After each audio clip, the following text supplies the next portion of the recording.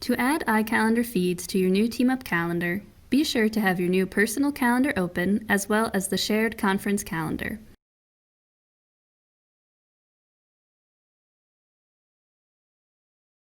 Click the blue menu icon and select Preferences from the drop-down box, then iCalendar Feeds. Here you will see all of the iCalendar feeds listed. You have the option to select subcalendars specifically, as well as all subcalendars at the bottom. For this example, we're going to select the Official Agenda subcalendar.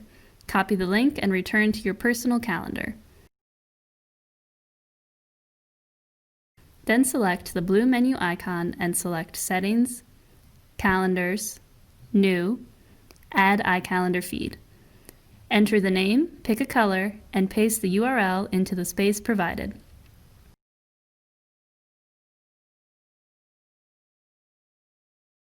Hit Save and the iCalendar will start syncing immediately.